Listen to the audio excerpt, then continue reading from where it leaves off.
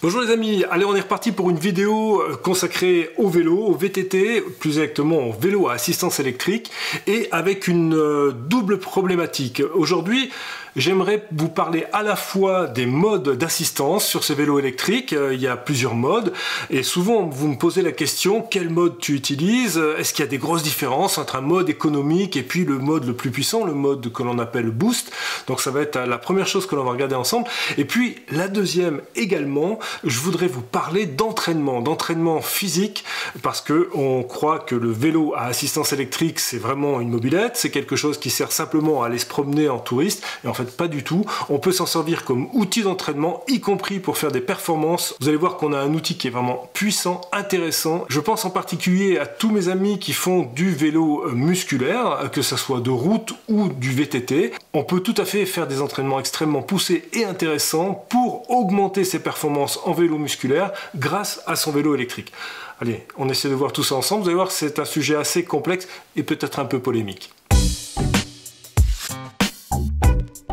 Alors tout d'abord, pour vous situer un petit peu le contexte, j'ai une double activité professionnelle, je suis producteur et réalisateur d'images, vous vous en rendez compte très régulièrement sur YouTube, mais je suis aussi moniteur guide freeride l'hiver à La Plagne, en Savoie, et mon métier c'est aussi d'emmener des personnes découvrir la haute montagne un petit peu autrement et dans d'autres paysages, et avec bien sûr beaucoup de ski de randonnée. Donc il faut quand même que je sois en forme, et je pratique le vélo absolument tout le reste de l'année, et cette pratique elle peut prendre plein de formes différentes. Ça peut aller de la simple balade dominicale en famille, pour prendre l'air, la découverte de paysages toujours plus somptueux, que ce soit en Auvergne ou dans les Alpes, et puis ça peut être un peu plus énervé, que ce soit en VTT électrique, ou lors de manifestations sportives, avec peut-être un esprit de compétition un petit peu plus exacerbé, et puis aussi bien sûr en musculaire, là aussi avec deux visages, le côté VTT, mais aussi le vélo de route, qui me permet d'avoir vraiment une condition physique au top quand je reviens en hiver dans mes montagnes chéries. Alors pour débuter ce comparatif, donc entre le mode Boost et le mode économique, on va faire ensemble un parcours, le même parcours deux fois. Donc c'est un parcours qui se situe en Haute-Loire, terre d'enduro s'il en est, donc avec des chemins qui sont assez escarpés, avec vraiment beaucoup de difficultés, racines, pierres, marches à sauter, à monter, bref un petit peu de tout. Et on va d'abord, dans un premier temps, c'est le premier parcours sur votre gauche, partir avec très peu de moteur, donc ça va être moteur bien sûr réglé en mode économique, avec, comme vous le voyez à l'écran, une assistance qui est très légère, et je vais utiliser principalement le moteur dans les pentes les plus fortes, tout ce qui est plat, descente, voire même faux plat montant. Je suis avec mon Orbea Rise, un vélo extrêmement léger pour un vélo électrique. Cette année j'ai le M20 qui fait aux alentours de 19,5 kg. L'année dernière j'avais même le M10 qui était encore à 1 ou 2 kg de moins. Ce sont des vélos qui sont prévus dès le départ pour faire du musculaire, c'est-à-dire ne pas mettre le moteur en route, et qui sont vraiment très agréables dans ces conditions. Et donc là je l'ai utilisé en mode éco dans les parties les plus pentues. Alors intéressons-nous maintenant de plus près à ce que j'ai réalisé. Donc sur les 43 km et 1253 mètres de dénivelé très exactement, j'ai mis 3h21. Avec une puissance moyenne estimée 113 watts, bon ça a peu d'importance puisqu'il y a la pondération du moteur. Ce qu'on va retenir par contre c'est cette vitesse moyenne, 12,9, ce qui est pas si mal sur un parcours quand même aussi accidenté, et je vous le répète, qui est quand même très peu roulant. Et puis si on descend sur la fréquence cardiaque qu'on analysera beaucoup plus précisément dans la deuxième partie du film, on est à 118 en moyenne et 155 en max. La cadence également important, 71 de cadence moyenne, 115 de cadence maxi. Donc voilà pour ces performances sur ce premier tour, donc on va dire en mode économique. Voyons voir le même tour en mode boost. Alors bien sûr la vitesse moyenne est beaucoup plus rapide, hein, on est à 21,3 sur ce même parcours, avec une fréquence cardiaque, vous allez voir 118 en moyenne, donc c'est la même moyenne, mais le max est à 143, on fera l'analyse un petit peu plus tard. La cadence de pédalage également, 84-111, donc si on met les deux résultats côte à côte, On visualise immédiatement le gain important de 3h21, je suis passé à 2h02, j'ai gagné donc pratiquement 1h20. Alors je suis parti dans le même état d'esprit, c'est-à-dire que je suis parti pour faire un tour de vélo, un vrai tour de vélo, en m'engageant physiquement, avec la même intensité, en tout cas c'est ce que je pensais faire sur le vélo, et donc la moyenne de 12,9 passe à 21,3, vitesse max, bon c'est assez anecdotique, on est pratiquement dans la même valeur sur la descente, et avec une fréquence cardiaque moyenne de 118, donc on est bien exactement dans le même effort, mais on verra que la répartition dans les puissances développées n'est pas tout à fait la même, et la fréquence cardiaque maximale, 155 avec donc ce moteur en mode éco, et par contre seulement 143 en FC max avec le mode boost.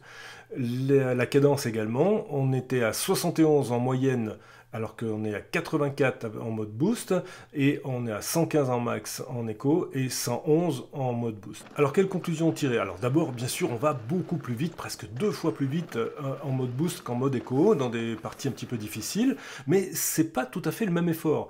Lorsqu'on analyse un petit peu la fréquence cardiaque, on s'aperçoit que si l'effort moyen, globalement, est le même, avec 118 pulses dans moyenne, on va monter un petit peu moins en intensité avec le mode boost, ce sera limité, régulé on va dire un petit peu avec le moteur, alors que lorsque l'on est en mode écho et avec les parties en mode musculaire, on va pouvoir aller un petit peu plus haut en fréquence cardiaque et monter aussi dans les zones d'intensité par voie de conséquence. Et chose surprenante aussi peut-être pour certains, la cadence de pédalage en moyenne est plus élevée avec le mode boost, c'est assez normal. Lorsque vous avez une partie très difficile, vous êtes en mode écho, vous allez avoir une cadence de pédalage qui va s'effondrer, même si vous avez le plus petit développement, alors qu'avec le mode boost, vous allez pouvoir continuer d'avoir une cadence de pédalage toujours plus élevée, ce qui a quand même un grand intérêt d'un point de vue entraînement. Alors un petit point aussi sur la consommation électrique. Alors je suis parti pour les 2 runs avec mon extender, donc là j'ai 360 en batterie cadre et 250 en supplément dans l'extender, ce qui fait un total de 610 Wh disponible au total. J'ai réglé mon affichage sur mon GPS pour qu'il affiche d'abord la consommation sur l'extender qui se vide en premier, puis ensuite il reprend la consommation sur la batterie cadre. En l'occurrence là j'ai pas touché à la batterie cadre, donc 77% d'extender restant, 77% de 250 watts, soit 57,5 watts consommés. Ce qui est non seulement très faible, mais si on le rapproche des 610 Wh disponibles, j'ai pratiquement la possibilité de faire 10 fois cette balade avec la totalité de ma batterie, donc on voit que c'est quand même conséquent. Alors en mode boost, j'ai fait un petit peu plus d'étapes pour que ça soit encore plus clair, parce que tout ça est un peu technique quand même. Donc premier arrêt, je suis à 10 km 87. Il reste 73% de l'extender. Alors 73% 250 watts, ça fait 27% consommé, soit 67,5 Wh. Au deuxième arrêt, je suis à 17 km 93, il me reste 58% de l'extender, soit 42% de 250 watts, 105 Wh de consommé. Enfin, troisième arrêt, à 33 km, alors là j'ai consommé la totalité de l'extender, soit 250 watts, il me reste 66% de la batterie CAD, soit 44% de consommé de 360 watts, ça fait 158, plus les 250 Wh de l'extender, on est à 408 Wh. Enfin, au final, à 43 km, il me reste 39% de la batterie cadre, soit 61% de consommé de 360 watts, ça fait donc 219 watts, auquel il faut ajouter 250 watts de l'extender, ça fait 469 Wh de consommé. À rapprocher bien sûr des 57,5 en mode éco, vous voyez que ça fait vraiment une très grosse différence de consommation. Alors déjà, je voudrais revenir sur une idée préconçue qui se balade un petit peu trop souvent au travers des pelotons et des sportifs musculaires, entre guillemets. Le vélo à assistance électrique, ça peut être vraiment du sport. Tout dépend comment on l'utilise une nouvelle fois. Et on va essayer de détailler ça un petit peu plus précisément. Alors pour cela, je voudrais revenir sur déjà les différentes zones d'intensité qui existent lorsqu'on produit un effort physique. Alors suivant la nomenclature, il y a plusieurs typologies qui sont retenues. Ça va de 4 à 7 zones à peu près d'intensité. On va revenir sur les plus courantes. Sur celles que je vous propose, on a donc 7 zones d'intensité qui vont de légère, moyenne, soutenue, critique, surcritique, sous-max et maximale, avec 2 références que l'on prend en compte, soit la fréquence cardiaque, soit la puissance, si vous avez comme moi un capteur de puissance sur le vélo de route en tout cas, pas sur le VTT parce que c'est un petit peu plus compliqué. Donc ce sont deux référentiels qui nous permettent de déterminer dans quelle zone d'intensité on va travailler. Alors je dis sur les VTT, je n'ai pas de capteur de puissance, puisque mon capteur de puissance c'est les pédales Axiomat et elles ne sont pas prévues pour être montées sur les VTT. C'est pas grave, on va se servir de l'analyse de la fréquence cardiaque pour s'apercevoir de quoi? Eh bien d'abord que les deux sorties sont assez semblables quant à l'analyse de l'effort, de l'intensité, avec une prédominance de la zone 2, donc pour moi elle est entre 103 et 136 pulses par minute, donc en fréquence cardiaque, sachant que j'ai une fréquence cardiaque max aux alentours de 175. Et puis également, on a une zone 3 qui intervient pour 7%. Le reste, c'est vraiment anecdotique. Que ça soit avec le moteur Omni, donc très souvent en musculaire ou en écho. Et même chose pour le boost, puisqu'on a quelque chose qui est vraiment très semblable. La seule vraie différence, c'est que la FC Max qu'on voit ici sur le mode économique est à 155 et elle est qu'à 143 en mode boost. Alors pourquoi cette différence? Simplement parce que avec le mode économique, les faux plats sont abordés avec pratiquement pas de moteur. Mon VTT est assez performant sans moteur, ça me permet d'aller un petit peu plus loin dans l'effort, alors que lorsque je suis avec le mode boost, le moteur intervient beaucoup plus souvent, plus régulièrement, et avec le moteur enclenché, il y a un effet de régulation lié au moteur. C'est assez difficile de dépasser un certain seuil d'intensité. On ne pourra pas aller sur des seuils d'intensité à partir de surcritique, sous max. Tout ça, c'est très difficile lorsque le moteur est enclenché. Mais ça a aussi une autre conséquence. Je vous l'ai expliqué tout à l'heure, au début du film, c'est que ma cadence de pédalage, par contre, elle est plus importante avec le moteur puisque je ne vais pas avoir ce ralentissement extrême dans les pentes très fortes où je mets très peu de moteur, où là je suis obligé d'avoir des cadences de pédalage qui sont vraiment très basses, ce qui n'arrive pas lorsque je suis en mode boost. Donc ça, c'est aussi une fonction assez intéressante au niveau de l'entraînement. On a cette possibilité-là d'avoir une cadence de pédalage qui reste relativement haute. Ensuite, bien sûr, la chose à relever, c'est que on a des seuils d'intensité certes plus faibles qu'en vélo musculaire. On va comparer tout à l'heure avec le vélo musculaire, mais on a aussi cette possibilité de récupération avec un effort qui va être lissé, un effort moyen, qui est particulièrement intéressant dans 2 cas. Le premier, c'est lorsqu'on est en séance de récupération, si on a fait une séance très intense avec des efforts proche des fréquences max en cardiaque ou en puissance. Et le lendemain, même pour les personnes assez entraînées, c'est parfois un peu difficile de repartir sur une séance de récupération active. Et là, le moteur a vraiment cette fonction à la fois de régulation et d'aide qui permet d'aller tourner les jambes, d'avoir une cadence quand même relativement élevée, sans aller à l'épuisement ou au surentraînement. Donc ça, c'est une fonction extrêmement intéressante sur le vélo à assistance électrique que j'utilise très souvent.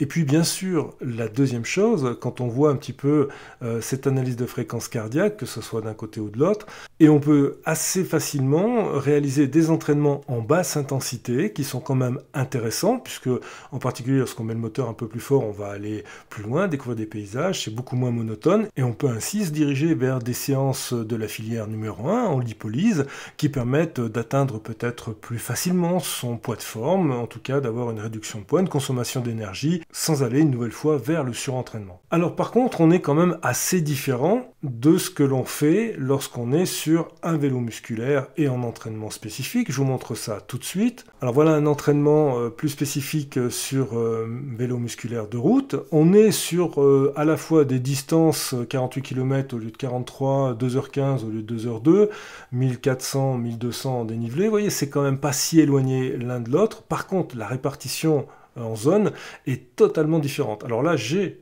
un capteur de puissance qui est calibré à 1,5%, donc ça me permet d'avoir des choses assez précises, et voyez que la distribution est vraiment très très différente. On n'a plus cette prédominance des valeurs modérées, on va dire, mais on a au contraire une prédominance des valeurs moyennes à hautes, voire très hautes, ce que permet bien sûr un vélo musculaire sur route en particulier, où on peut cibler ces zones d'entraînement qui apparaissent sur votre GPS ou votre cardio-fréquence-mètre, et ainsi avoir vraiment un travail au seuil, un travail en VO2 max, en anaérobie, voire même en neuromusculaire lorsqu'on travaille sur du sprint, et on peut ainsi mêler tout ça en répétition, en fractionné. C'est un entraînement complémentaire. C'est ça que je voulais absolument vous dire, c'est que le vélo à assistance électrique ne suffit pas en lui-même à avoir un entraînement parfait, mais il est un très bon complément pour ceux qui le souhaitent à une pratique plus spécifiquement sur la route ou en vélo musculaire VTT également, mais avec des atouts et des qualités différentes et assez intéressantes. Voilà les amis, on arrive au terme de ce petit film. J'espère que tout ça aura pu vous intéresser, vous apporter des informations. Je suis toujours avide de lire vos commentaires, vos remarques. N'oubliez pas, bien sûr, de vous abonner. Un petit coup de cloche de notification et un petit pouce vers le haut, c'est parfait. Merci beaucoup. Alors si les données plus scientifiques sur la physiologie sportive vous intéressent, là aussi n'hésitez pas à me le dire, on pourra développer de façon un petit peu plus approfondie. Je voudrais pas trop vous casser les pieds, mais c'est quand même un domaine que j'aime beaucoup et je suis prêt à partager un petit peu le fruit de mes recherches et de mes études. Voilà, les prochaines vidéos seront de façon alternative, vous le savez maintenant, à la fois sur le monde de l'image, ce sera à la fois de la photo, de la vidéo, pourquoi pas du drone, et peut-être aussi des caméras d'action. Il y a quelques objectifs qui arrivent, hein, le 180-600 Nikon Z, vous le savez maintenant, il y en a certains qui suivent ça attentivement. Et puis aussi pour le vélo, j'ai 2-3 petits projets en tête, donc n'hésitez pas à revenir de temps en temps par ici pour voir ce qui s'y passe. Sur ce, je vous dis à très bientôt, ciao bye.